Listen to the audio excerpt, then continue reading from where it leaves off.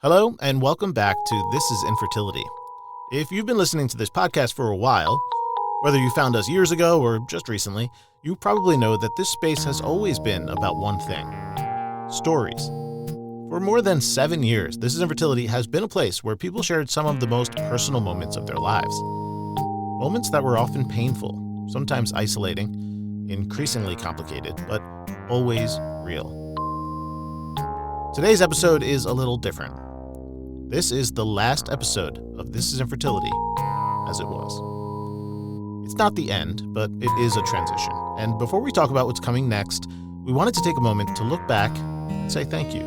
Since 2018, we've released hundreds of episodes. We've spoken with people from all walks of life, different backgrounds, different family structures, different paths to parenthood, and different outcomes. We've heard stories of hope and heartbreak, of waiting rooms and phone calls, of cycles that didn't work, and moments that finally did. We've talked about grief, resilience, uncertainty, joy, and everything in between. And what stands out most, looking back, is the generosity of the people who trusted us with their stories. Sharing an infertility journey isn't easy. For many people, it's something they haven't even shared with their friends or family, let alone with thousands of listeners on the internet. So to every guest who came on this podcast and spoke honestly about their experience, we just want to say thank you. You helped countless people feel less alone.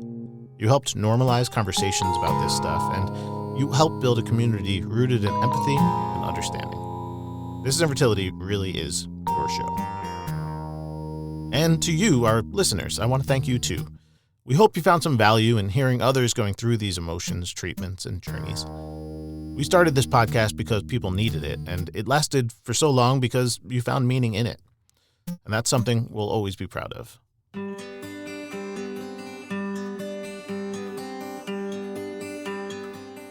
So, that brings us to the change. Why change things now? When This is Infertility began, the focus was clear. Infertility stories needed space and visibility. And that work is still incredibly important. But today, Progeny, the organization behind the podcast and the place that I work, supports people across a much broader spectrum of care, from fertility and family building to pregnancy and postpartum and leave benefit navigation to menopause. It's a full suite of benefits that supports life's most important stages. Now, we didn't want to start talking about menopause or pregnancy and postpartum on a podcast that people have come to expect stories about infertility. So it only makes sense to change things up. We also wanted to update our formula.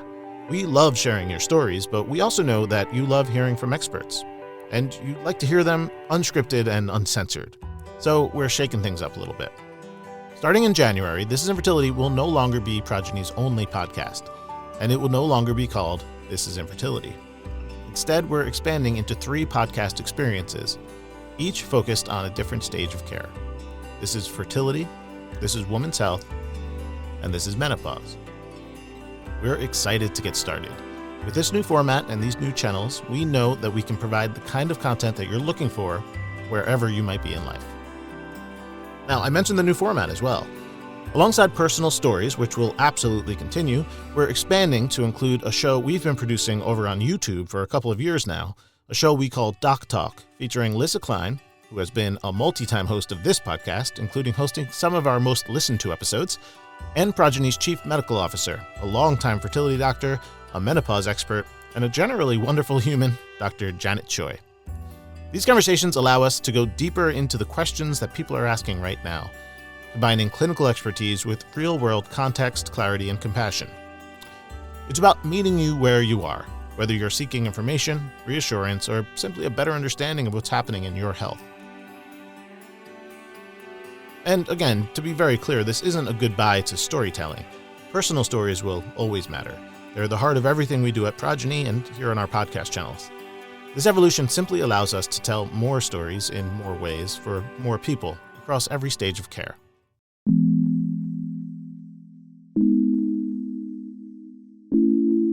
And finally, I want to take a second to say thank you to everyone who made this podcast possible over the years. Our internal teammates here at Progeny who helped find all of these great stories and write all of the copy and create all of the art needed to support a show like this one. I'm sure I'll miss some people here, but that includes Dave Falco, Shannon Zuber, Lou Amar, and Mei Fang. And I need to give the biggest of all shout-outs to my longtime producing partner and friend, Selena Yang. She and I started this show together all those years ago, and I can honestly say that none of it would have happened without Selena's tenacity, communication, and hard work at every step. As we step into this next chapter in January, we're carrying everything we've learned with us. The empathy, the honesty, the belief that people deserve to be heard and supported at every stage of their journey. We can't wait to share what's next. And, for the last time, I get to say, I'm Dan Bolger with Progeny. This is Infertility.